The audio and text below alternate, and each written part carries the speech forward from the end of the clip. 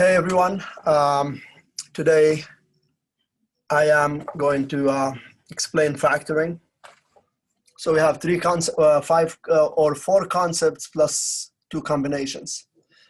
The first thing we learn in factoring is the greatest common factor. So greatest common factor, basically, you look for the largest number that goes into this and the largest variable, or the variable with the largest exponent.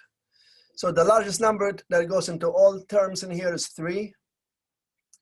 And the x with the highest exponent that goes into all of them is x squared.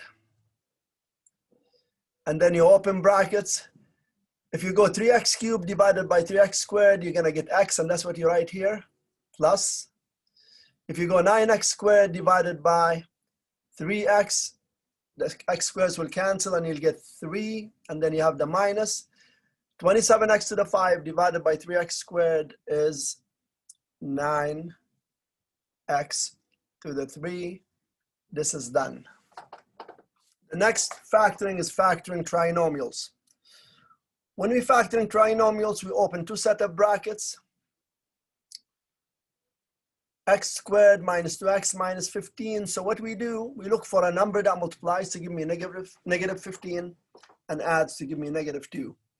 So this will be x minus 5x plus 3, because negative 5 times 3 is negative 15, and negative 5 plus 3 will give me negative 2. So what multiplies to give me negative 15 and adds to give me negative 2 is negative 5 and 3.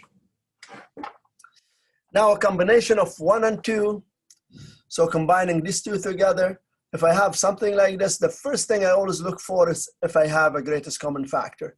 And here, obviously, 3 is the greatest common factor. And then I rewrite this as x squared minus 6 minus 2x, that's what I meant to write, minus 2x minus 15. So because 3 divided by 3 is 1, 6 divided by 3 is 2, 45 divided by 3 is 15, and that's how I got in here. And therefore, you carry your 3 through, and then this, I've done it already, so I'm just gonna write the answer from the top,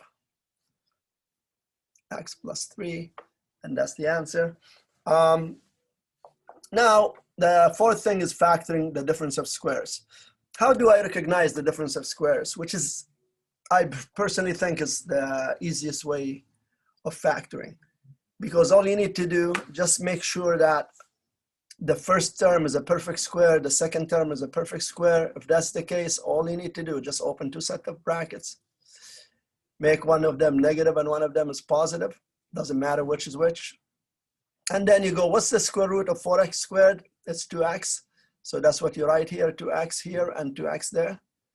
And then what's the square root of 9 is 3, and that's what you write at the end of each bracket. Done, finished. Next, combining 1 and 4. So the greatest common factor and difference of squares. So here, if you look at the greatest common factor, 2 goes into all of these two terms. So I'll write 2 brackets. I'm gonna get 4x squared minus 9.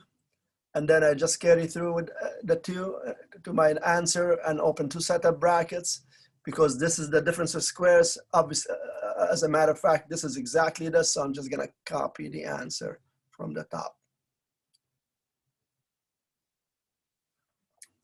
The last one, factoring with scary fractions. Honestly, fractions are not scary.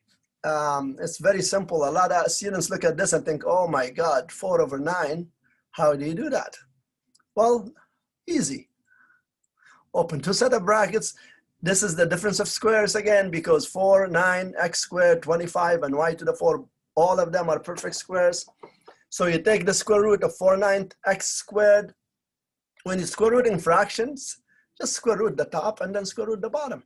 Simple. 2 over 3 x, 2 over 3 x. 1 is minus, 1 is plus.